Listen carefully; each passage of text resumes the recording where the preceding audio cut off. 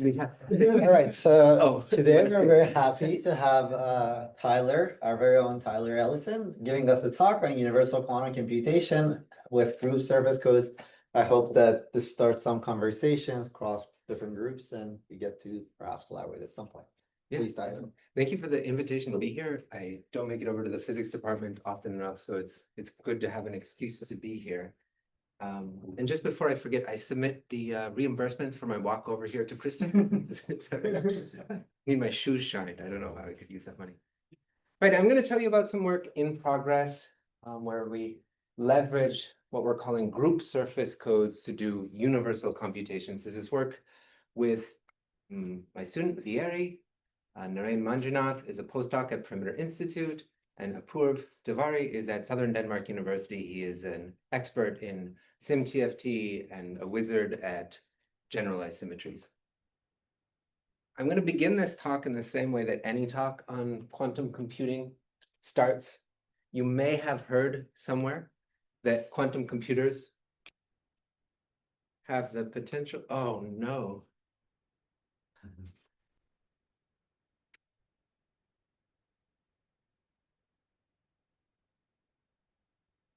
There we go. Okay, great. You may have heard that quantum computers have the potential to revolutionize science and technology. They can do things from simulating complex condensed matter systems to potentially breaking RSA encryption. But to achieve any of these interesting computations, we have to overcome an issue, and that's that our qubits, the fundamental degrees of freedom that we use to store and process quantum information, are inevitably noisy. We need some way to combat the fact that the environment can couple to your qubits and corrupt the information before you're finished carrying out your quantum computation. The solution is to use a quantum error correcting code.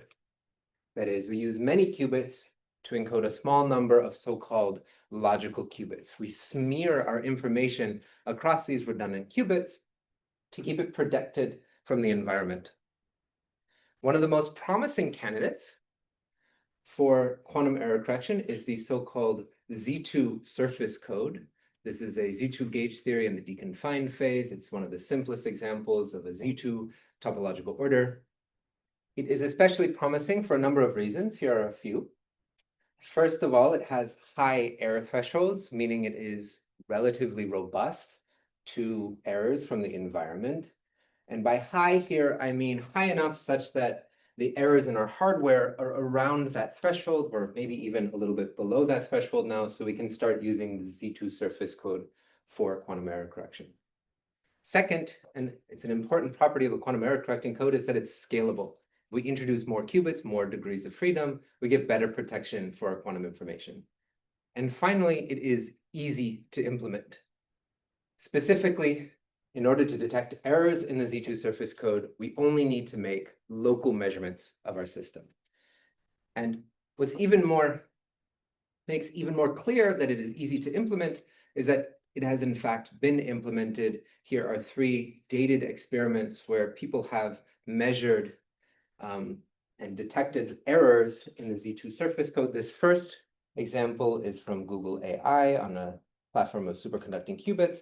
The second is a video, which unfortunately doesn't play in Keynote, of QERA using neutral atoms to perform the measurements needed to detect errors in the Z2 surface code. And this final one are measurement outcomes from a trapped ion experiment by Quantinuum. So this is great. We have a way to store quantum information. Sorry, Yeah. I'm always confused when I see statements like this. So the Z2 surface code, is it stable towards thermal fluctuations? No. So what are we measuring here then? Yeah, so we have to do active quantum error correction. We're measuring, I'll show you in a moment, the specific definition of Z2 surface code that I'm using here, but you measure some local operators that tells you information about the errors that have occurred from, say, thermal noise. Then you make corrections to knock yourself back to the 0 temperature state, intuitively speaking. But certain features of the topological features of it are lost the moment you have thermal fluctuations, right? Because if you let it come to equilibrium. Yeah. But the idea here is you're making measurements frequently enough so you can continually cool your system. Thank you. Yeah, it's active. So this is great. We have a good way of storing quantum information. This works well as a memory. There is a catch though. While the information is difficult to access for the environment, it is also difficult for us to perform operations. We've smeared out the information. Now it's harder for us to perform computations.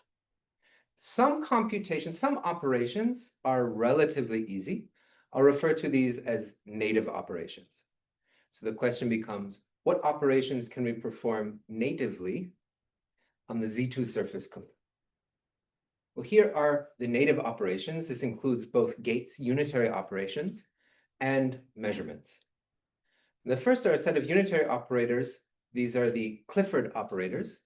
This is the set of unitaries or group of unitaries which map Pauli operators to Pauli operators via conjugation. So here P is some generic Pauli operator, I conjugate by something in this Clifford group, and it spits out another Pauli operator Q. We can also perform measurements natively on the Z2 surface code. The measurements that we can perform are any measurements of Pauli operators. Together, these operations form the Clifford operations.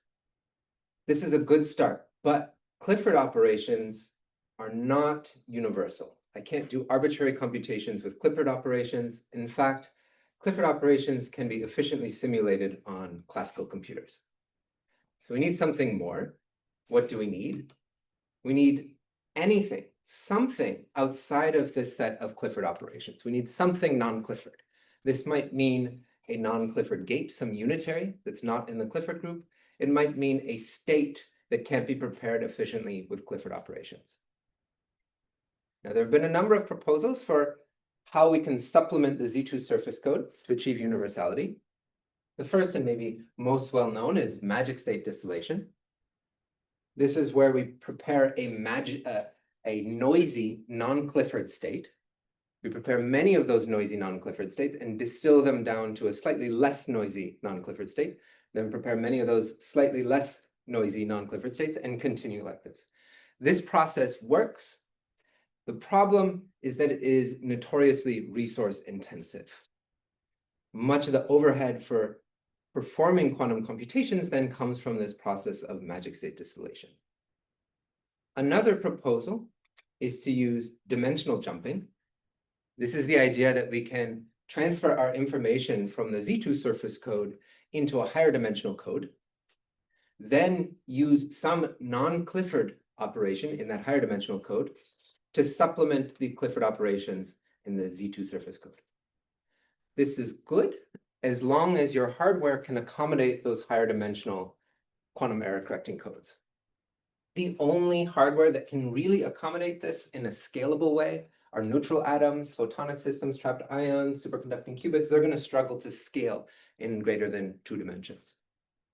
Yeah. I'm a bit confused about, so imagine this were possible.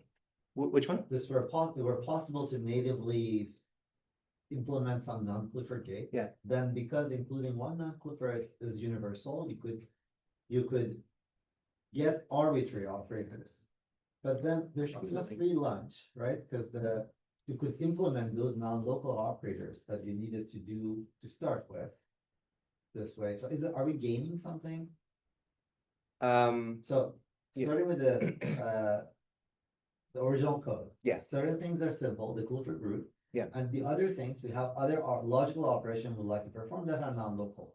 Well, all these logical operations are non-local. Do you mean non-local or do you mean sorry, non-Clifford? native. Native, okay. Oh, I see. No, you answered my question. Yeah, all these operations are non-local because that information is being spread out. So if you do any operation, it's going to require some non-locality. But you can build it up via local operations. Right. The third option, which will be the focus of this talk, is that you can use non-abelian topological order. Now, typically when you hear about non-abelian topological order in the context of quantum computation, people have in mind braiding anyons and doing all of your computations with your non-abelian topological order. But here I'm suggesting something slightly different. What I'm suggesting is the following scheme. We have our Z2 surface codes. Our information is stored in our Z2 surface codes. We perform our Clifford operations within the Z2 surface codes. Then whenever we want something non-Clifford, only then will we switch into a non-abelian topological order. In this case, For this talk, there'll be a G surface code. I'll introduce this language in a minute. Then we perform our non-Clifford operations in the G surface code. The G surface codes, there are open questions about how well they can perform error correction. So ideally, you get out of the G surface code as quickly as possible. You stay here for as little time as possible. You're just there to perform your non-Clifford operation, then you switch back over to the Z2 surface codes. We aren't the first to come up with this paradigm. This was first thought about in 2018. Pretty incredible work where they combine Z2 surface codes with an S3 surface code, morally speaking. And just this year, there's been a proliferation of papers along these lines, switching from abelian surface codes to non-abelian surface codes. Okay, so here's the plan for the talk, so I can fill in all those details. Just so we're on the same page, I'll start by reviewing the Z2 surface code. If you're familiar with this, you can think of this as just setting some conventions. It'll be very natural then to move to the group surface codes. I'll describe the group surface codes for an arbitrary finite group G, and I'll describe a handful of elementary logical operations. With these elementary logical operations, we can build up more complicated logical operations, many of which are non-Clifford and can be used to supplement the Z2 surface code. I'll then go from a spatial picture to a space-time picture just to illustrate all these operations, and that will also allow me to wave my hands about fault tolerance. I'll conclude by going over a few examples, and I'll drop a list of future directions. All questions are welcome. Naive questions are especially welcome, so please don't hesitate to ask me questions. I'm local, so you don't have to hear the whole talk now. You can come ask me for the end of the talk some other time. Here's the Z2 surface code. It's defined on a square lattice with rough and smooth boundary conditions. For the purpose of this talk, rough just means there are dangling edges on the left and the right, and smooth means there are no dangling edges. On each edge of the lattice, we'll place a qubit, we'll place a two-dimensional Hilbert space, and we can label basis states for that qubit by the elements of Z2, 0 and 1. The relevant operators here are your familiar poly X and poly Z operators. I'll use the quantum information notation. So a poly X is capital X, a poly Z is capital Z. These square to 1, and they anti-commute. Here's our physical Hilbert space. This is a large physical Hilbert space. We'll store quantum information in just a two-dimensional subspace. I'll specify that two-dimensional subspace by defining stabilizers. There are two types of stabilizers. The first is a vertex stabilizer. This is a product of poly X operators around a vertex. In the bulk, it's 4 poly X operators. Along the boundary, it's 3 poly X operators. The second type of stabilizers are the plaquette stabilizers. These are a product of poly Z operators around a plaquette. In the bulk, it's 4 poly Z operators. On the boundaries, it's 3 poly Z operators. You can check using the commutation relations that these operators are mutually commuting. They can be simultaneously diagonalized. And we define the code space, the space where we store quantum information, as the +1 eigenspace of all of these operators. So it states psi that are stabilized, the +1 eigenstates of AV and BP for all V and P. I'll show in a more general calculation in a moment that the dimension of the code space, the amount of information that we can store in the logical space, is 2. Yeah. Can we say something more general about like what these boundaries mean physically? Like, is there a continuum limit, understanding of rough and smooth? Yeah. So rough here is a catch-all for this is charge condensing. So your Lagrangian algebra is generated by the charges. And here the smooth is flux condensing.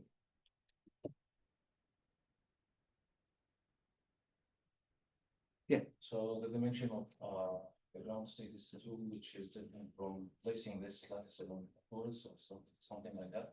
Right. So I don't have a Hamiltonian here, so I'm not talking about ground states, but you could build a Hamiltonian out of these stabilizers. You take the Hamiltonian terms to be all of these stabilizers, then you're right, the code space coincides with the ground state subspace, and it depends on the boundary conditions. When I have rough and smooth, alternating rough and smooth boundary conditions, the ground state degeneracy would be 2. If I have just rough or just smooth, the ground state degeneracy is 1. You don't store any information. If I put it on torus, then it's 4.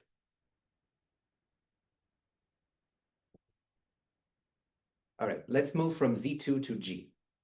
These are group surface codes now. Again, we define them on a square lattice with rough and smooth boundaries.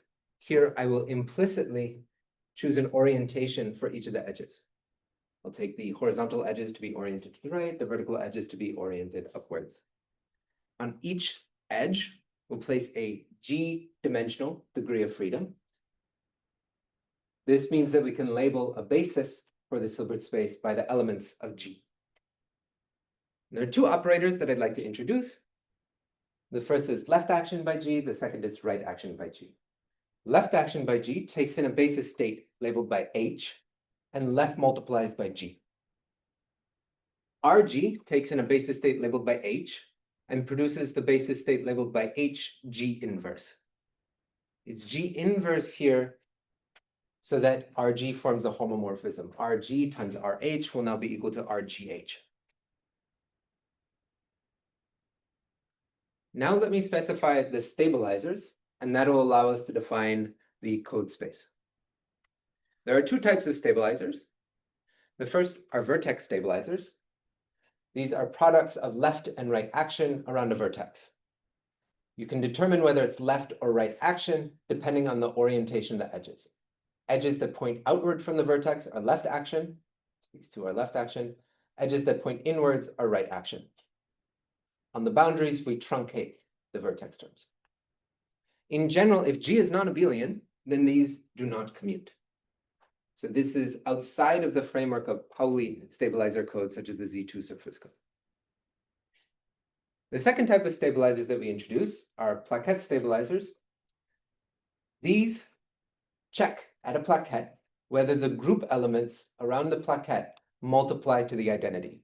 If they multiply to the identity, then this operator acts as the identity on your state. If it multiplies to something else, then it annihilates your state. And here, whether it's G or G inverse, that depends on the orientation around the plaquette. So physically, what are these terms? You can think of this as a G-gauge theory. The AGV stabilizers are the gauge transformations, the local gauge transformations, and BP detects the flux. Enforcing this enforces that there is no flux through the plaquette. So our code states look like this. They're +1 eigenstates of the gauge transformations and these flux operators. This tells us that our code states are both gauge invariant and flux-free.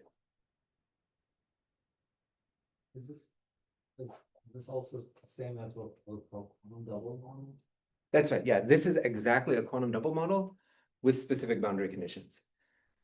But we won't need the language and the mathematics of quantum doubles. So just to avoid having to say irreducible representations of the centralizer of an element of the conjugacy class, we've decided to just call things group surface codes. The only mathematical structure that's needed here is group multiplication. If you put this on a torus, then you have to invoke quantum doubles. The dimension of this code space, as I'll prove in a moment, is the same as the order of G. Yeah. Why do you want things to be flux-free?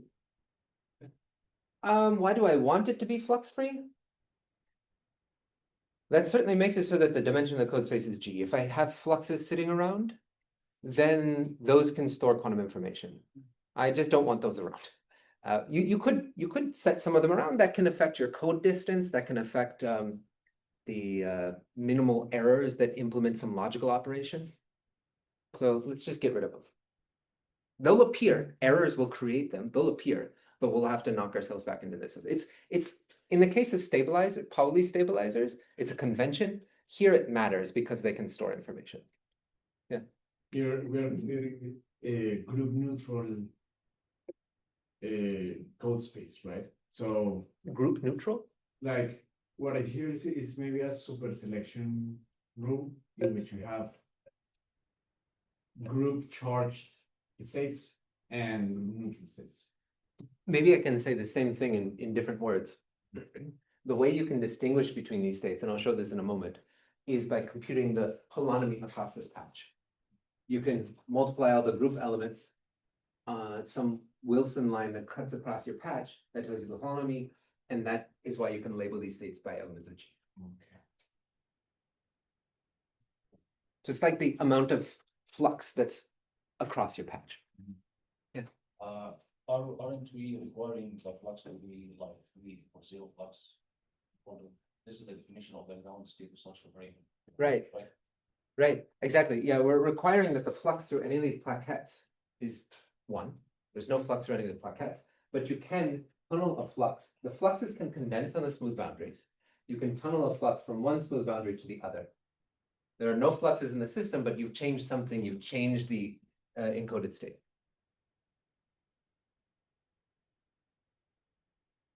Let me prove now that the dimension of the code space is the order of G. This will build up some language that will be useful for describing the operations that we can perform on the group surface codes. Here's the proof. Let's start by considering just the set of flux-free states. These are the states which are some configuration of G variables such that there's no flux through any of the plaquettes. Here's what that might look like. This is some fixed configuration of G variables.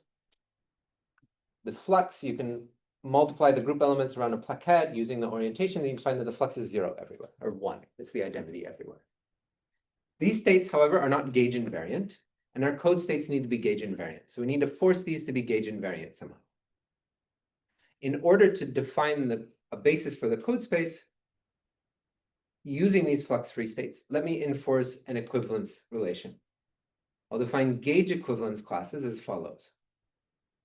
2 flux-free states are gauge equivalent if there exists some gauge transformations that map one flux-free state to the other. So that might look like this. Here's the flux-free state that I have shown on the left. I can apply gauge transformations to map it to a flux-free state that has just H's in a column. These would be gauge equivalent. Now, a perfectly valid code state would be a state formed by taking all of the states in the same gauge equivalence class and making a superposition out of them.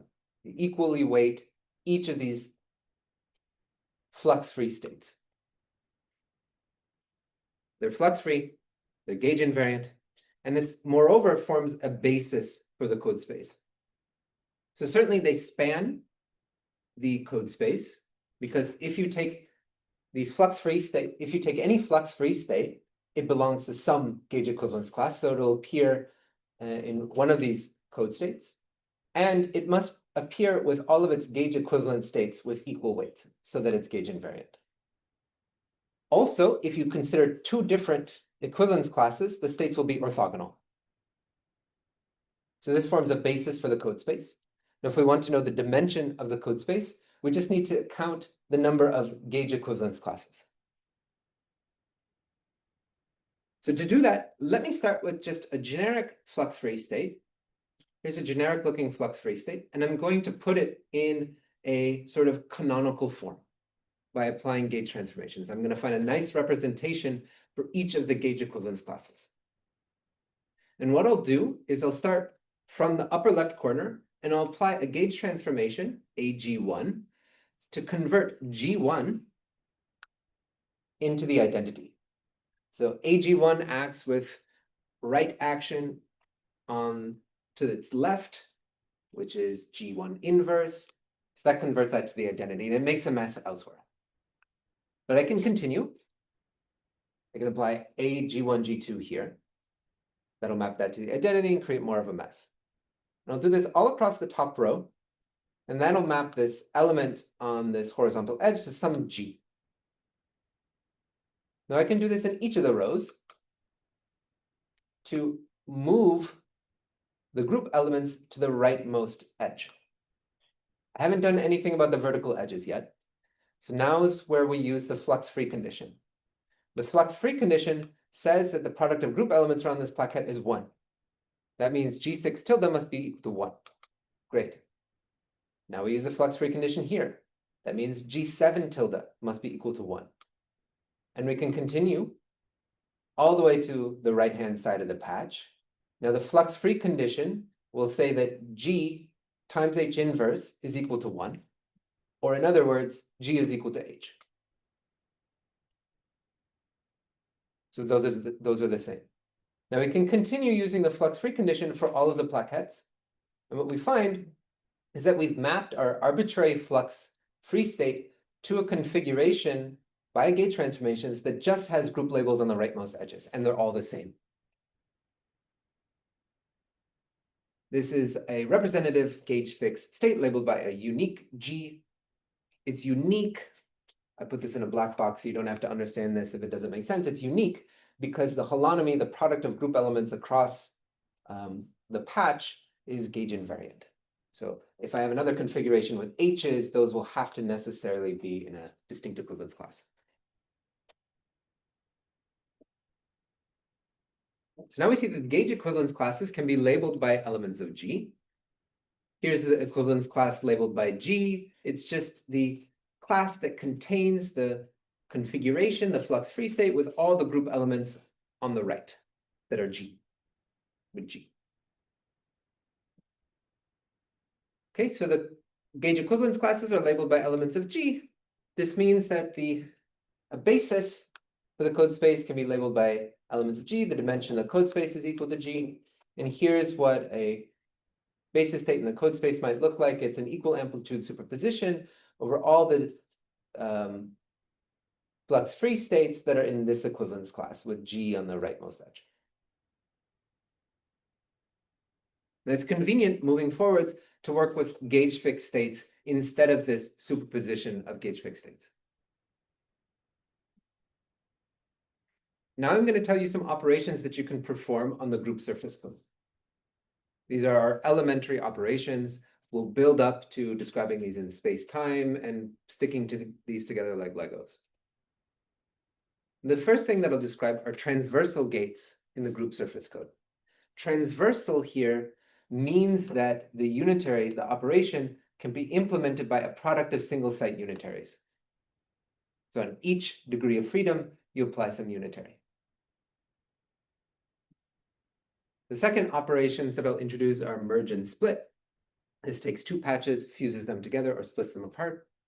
And the third is code switching. Ultimately, we want to switch between a Z2 surface code and group surface codes.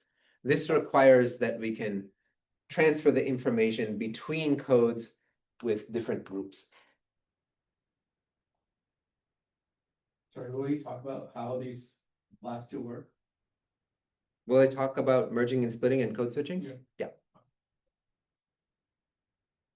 With some caveats.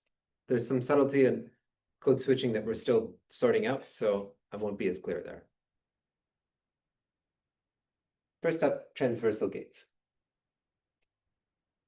The first transversal gate that I'll tell you about is a left logical multiplication. This is represented by applying left action by G on all of the leftmost edges.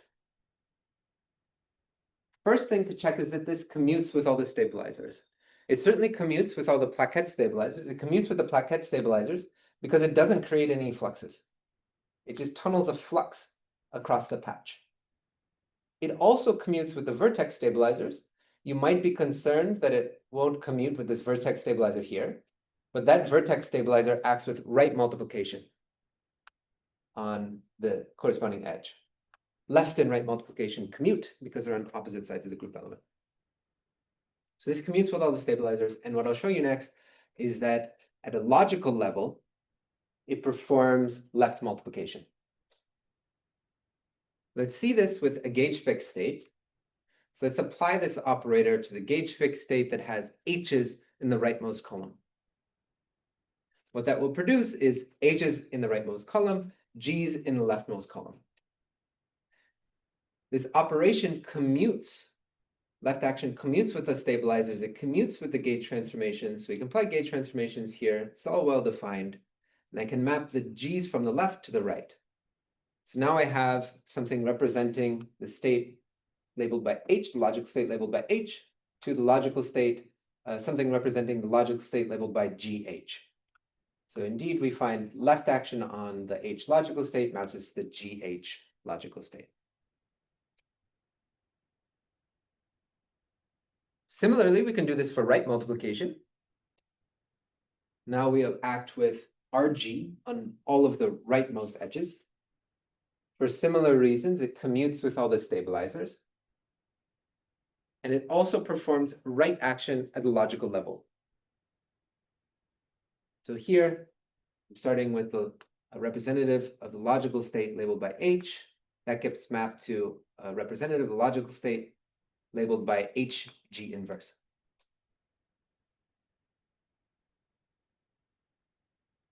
Next, I can introduce transversal logical operations based on group automorphisms.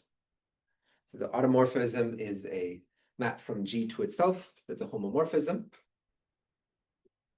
So on each edge, I can define a unitary that implements this automorphism. So U phi, acting on the local basis state G, maps to phi of G. Our logical operator will then be built up by applying this unitary to all of the edges. This does not commute with all of the stabilizers, but importantly, it preserves the stabilizer groups. It maps vertex stabilizers to vertex stabilizers. And I claim that at a logical level, it implements the group automorphism. So that looks something like this on a representative state. The state labeled by G gets back to the state now labeled by phi G. This is all pretty abstract, so let me give an example, a concrete example, and I'll show you that already with the logical left action, the logical right action, and the group automorphisms, we can implement non-Clifford gates in group surface codes. So just back to a previous slide. Yep, yeah. This one. Are left multiplication, right multiplication the only ones coming to all stabilizers? Are they the only? Only logical operation which coming to the all stabilizers, or can there be others? Well, it depends on what you mean. I can take left action by G plus left action by H. That's a logical operation. And that commutes with all the stabilizers. So certainly these generate other logical operators that commute with the stabilizers. And by definition, logical operators need to preserve the stabilizer group.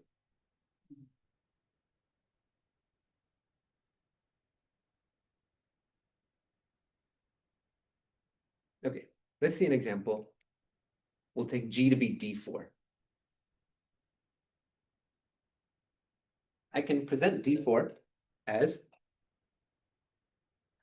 Z2 times Z2, semidirect product with Z2. Let me take this first Z2 to be generated by A, the second Z2 to be generated by B, and this third factor of Z2 to be generated by C. All the semidirect product means here is that this C element has a non-trivial action on the A and B elements. Let me make that explicit. Here's how I'll present D4. It's generated by A, B, and C. A squared is equal to B squared is equal to C squared equals 1. And the only other non-trivial relation here that I need is that C conjugating A produces AB. So that's the sense in which C has a non-trivial action on AB. It converts A into AB. Now, if I build a group surface code for D4, a D4 surface code, we know we can label the logical states by elements of D4. I can write an arbitrary element of D4 as A to the alpha, B to the beta, C to the gamma for alpha, beta, and gamma in 0 and 1. Now let's see what happens when we perform left and right multiplication. Here's left multiplication by A at the logical level. This just inserts an A on the left. So alpha becomes alpha plus 1. If I think of this as 3 qubits, an A qubit, a B qubit, and a C qubit, it just flips the A qubit.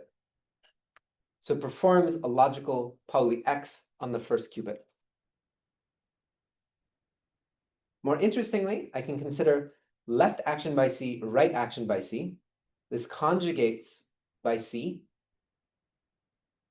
The C on the right will take gamma to gamma plus 1.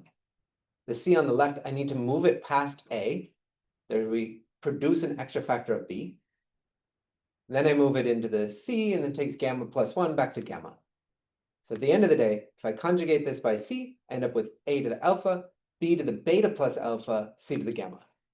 So we flipped the B qubit dependent on the state of the A qubit.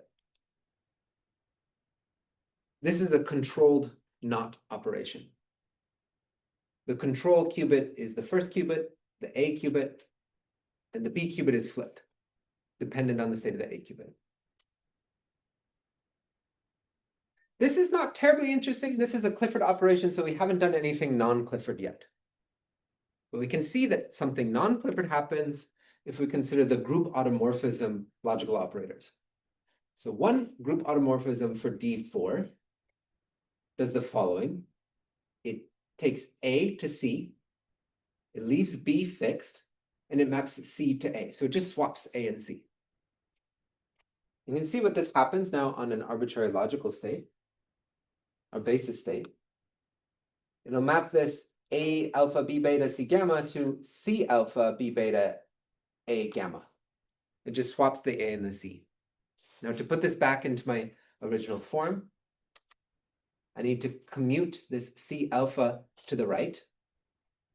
That involves moving C alpha past A gamma, and that'll produce a B depending on alpha and gamma. So we're left with A to the gamma, B to the beta plus alpha gamma, C alpha. So we flip B depending on both alpha and gamma. This is a swap between the 1 and the 3 qubits because we had alpha and gamma. Now we have gamma and alpha. It also performs an operation called CCX. So controlled on gamma, controlled on the first qubit, sorry, alpha, controlled on the first qubit, controlled on the third qubit, it performs a flip of the second qubit. This operation is non-Clifford. So now here's what we can do. We can take our Z2 surface code, we can switch into D4, we can apply this group automorphism logical operation, then we can switch back to Z2 surface codes and we'll have implemented a non-Clifford gate.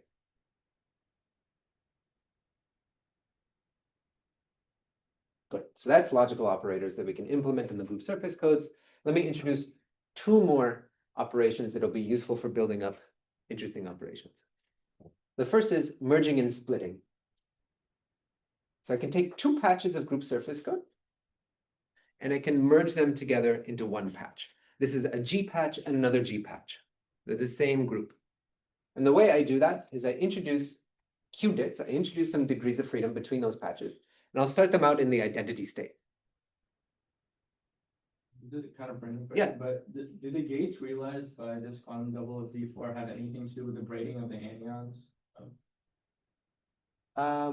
So D4, as far as Vieri has told me, has braiding that's in the Clifford group.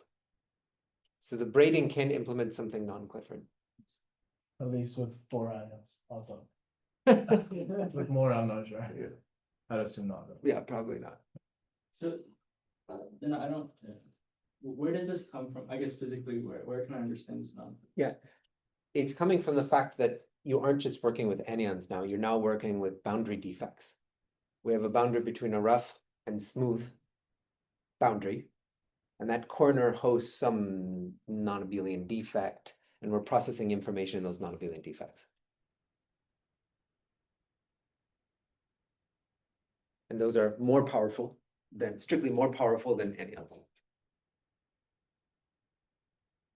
Merging and splitting. I have a patch, add degrees of freedom.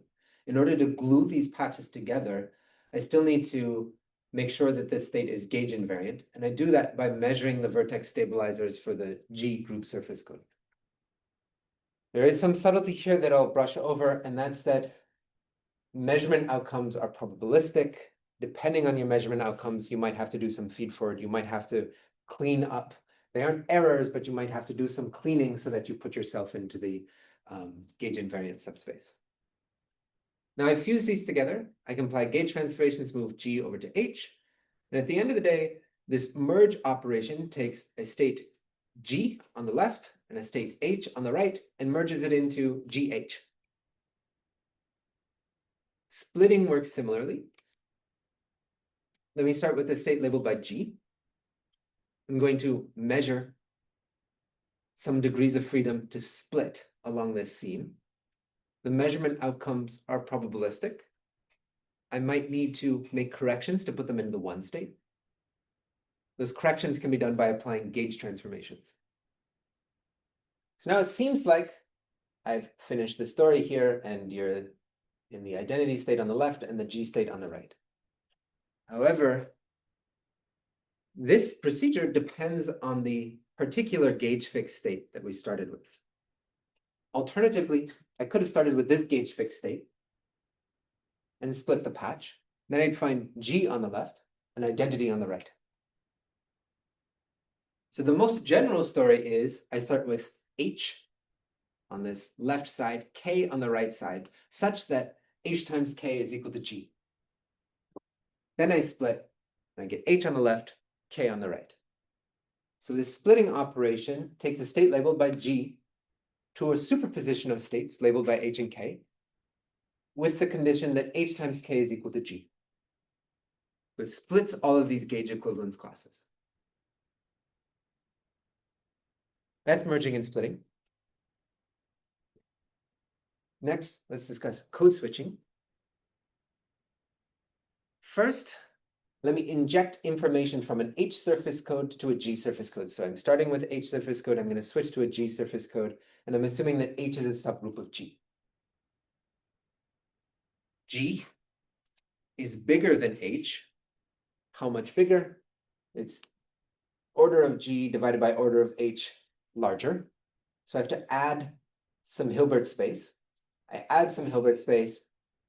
I measure the stabilizers to make everything gauge invariant. There's some subtleties here. You need to do some cleaning so that it's all in the +1 eigenspace of your gauge transformations. At the end of the day, I've gone from a state labeled by H to now a state labeled by H in G.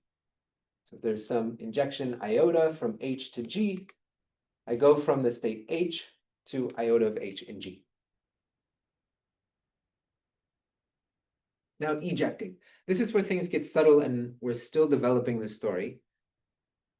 But as you might expect, I'll start with a state labeled by G. I'm going to switch to an H surface code. I need to remove some of that Hilbert space. So I measure out some Hilbert space as an order of G divided by order of H dimensional subsystem that I measure. And there's a map that I can define that takes me from G to H. Now, since I measured the subsystem, I don't have much control over the measurement outcome. It's probabilistic, and I might get a measurement outcome that I don't want. I need to make corrections, and exactly when you can make those corrections are subtle. All of the examples that I'll show you, we can check and confirm that you can make the corrections, but the general conditions on G are something that we're still developing. I suspect that it's sufficient for G to be solvable. Solvable? Okay, Vera is best equipped to answer this question, but basically it means that I can generate my group from taking semidirect products and twisted products. It's a normal extension.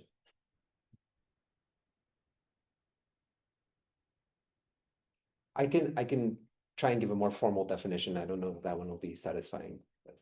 We're discussing only finite groups. Only finite. There is some way to build the group from abelian groups via products. Yeah. Oh, I see. A5 is non-solvable. A4 is solvable. S3 is solvable. D4 is solvable. Yeah, okay.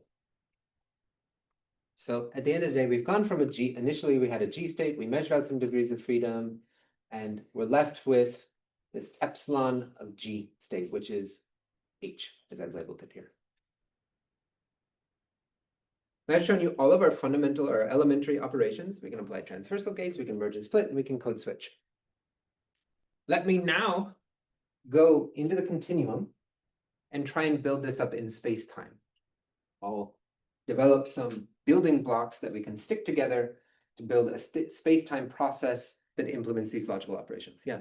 Sorry, so for the code switch, what you argue for is embedding and projection down to subgroups. Oh, okay, I see what. Right, no. Yeah.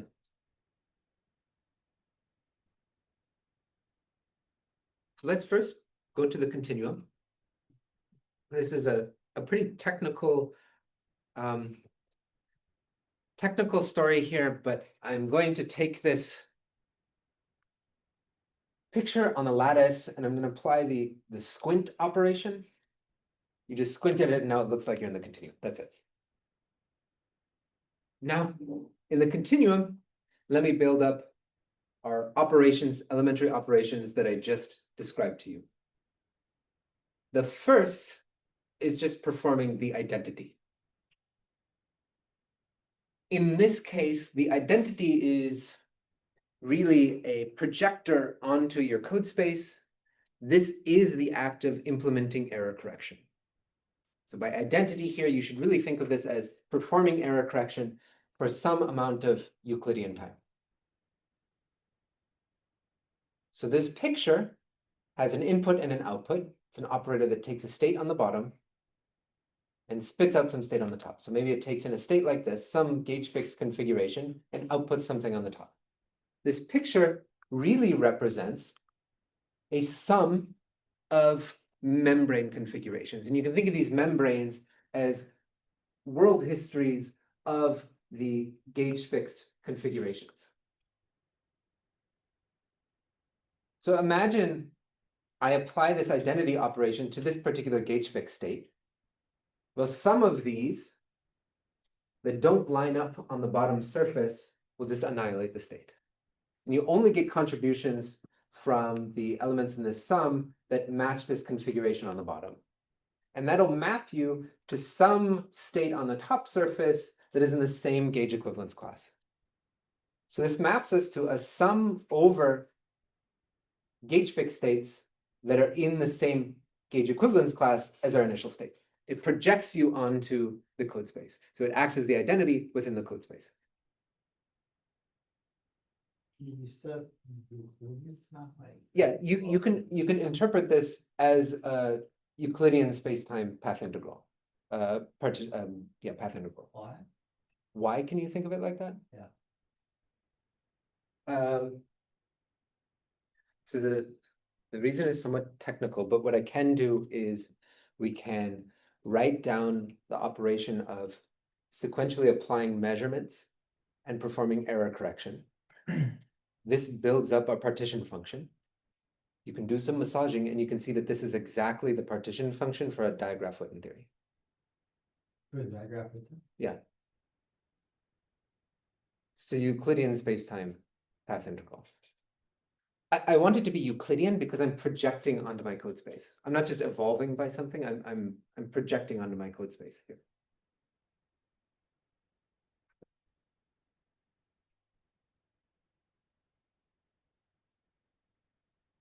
So you are thinking of a TQFT. Yeah, and you'll see in a moment that these building blocks are just like the elementary building blocks of TQFT. Yeah, the thing that confuses me is that you say Euclidean time evolution, and you're projecting and correcting things. I mean, none of that exists in the Yeah. So TQFT. yeah, no, that's very insightful. So what I have in mind here is when you make a measurement, you're always getting +1 outcomes. So if you wanted to convert from performing error correction, you make a measurement, you might have plus or minus one, some syndrome, some outcome. Then you have to make some corrections based on that. But I'm post-selecting. These pictures should be thought of as post-selecting on +1 outcomes. So it's- You can convert from the Euclidean space-time path integral back into a sequence of measurements, by including the fact that you might not be in the +1 space. So this Euclidean time, the physical time of evolution of applying this logical operator that That's maintain the state in the same equivalence class. Can we fast forward this evolution by some other operators?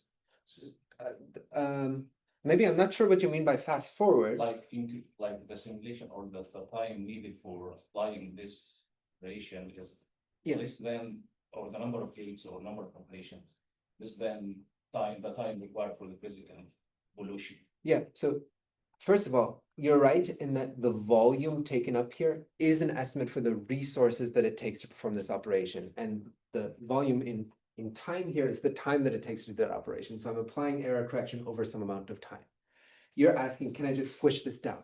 In some cases you can, but for fault tolerance, to make sure that you are doing operations that are robust to maybe incorrect or faulty measurement outcomes, then you have to repeat your measurement outcomes. So the reason I drew this identity block as having some extension in time is because you're actually needing to repeat your measurements to be confident about the measurement outcome. So this evolution is not purely unitary, there is some classical processing for the measurement outcome. That's right, yeah, this is not unitary evolution. I cannot help but think that this picture is like a Fourier-Popov gauge fixing of a platitude, maybe? A what? Fourier-Popov.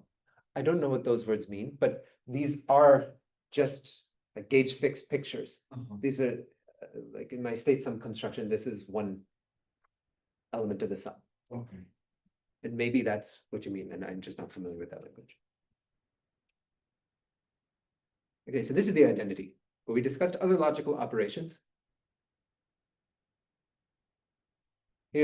Let me go somewhat quickly so I can show you interesting pictures and then I'll stop. So here's left action.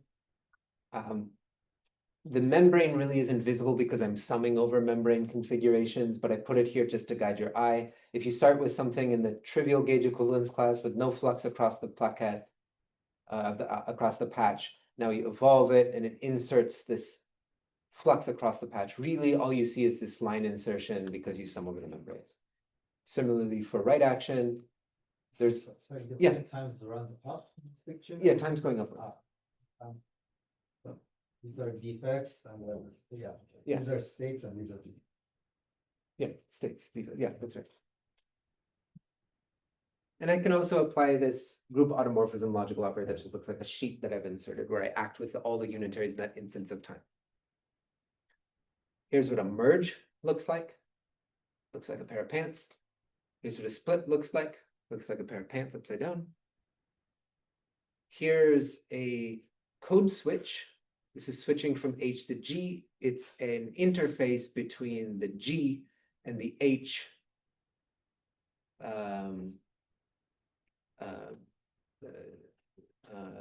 partition function here.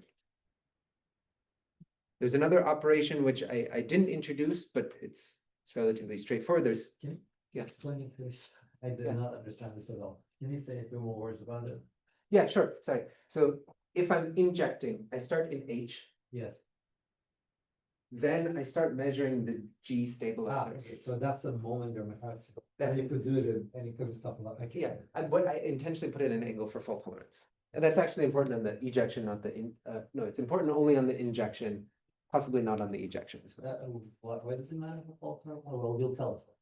I won't tell you later. It's important. It's important because when you're going from measuring H stabilizers, you're in the +1 eigenstate of your H stabilizers. Now, all of a sudden you start measuring G stabilizers. Those G stabilizers won't necessarily be satisfied.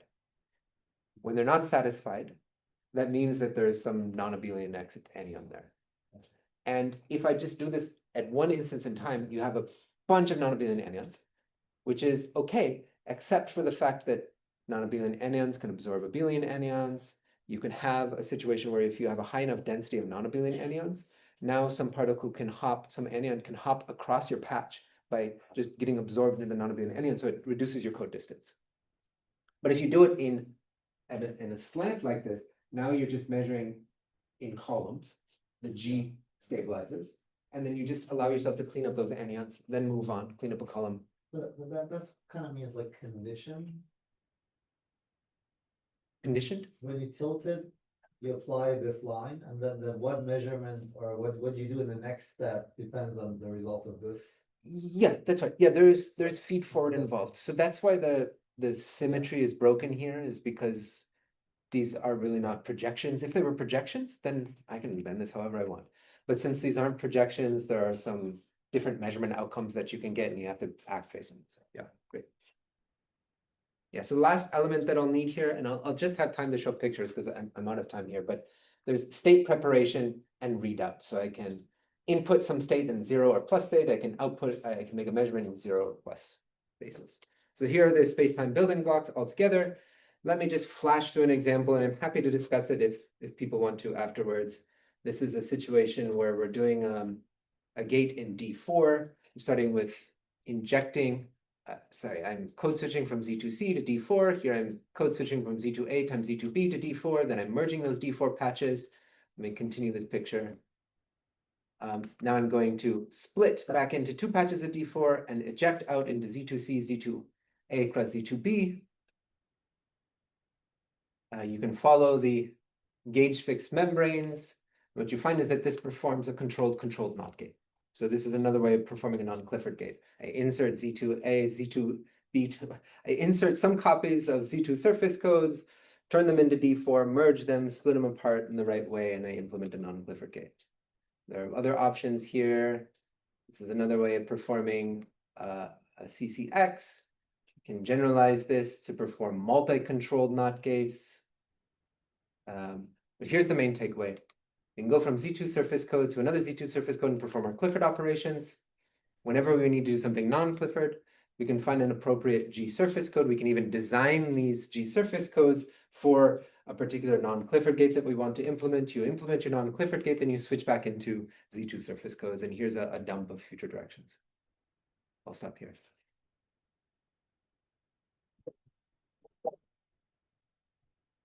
More questions? I think we didn't talk about the TQT, like if you go back to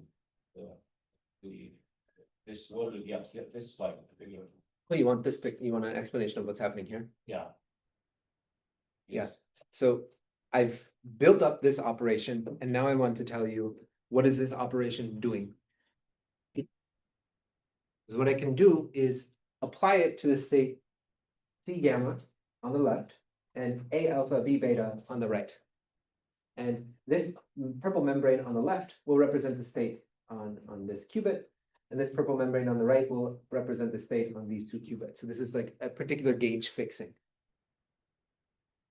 Now what happens is when I inject into D4 and then merge these D4 patches, I end up with a state with C gamma on the left and A alpha B beta on the right. But what you'll notice is that Z2C is on the left down here, Z2C is on the right up here. Z2A times Z2B is on the right down here and on the left. So they switch sides. So these membranes will have to cross.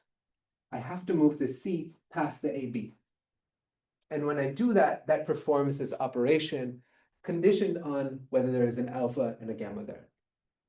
So I flip the second qubit conditioned on the first and third qubit.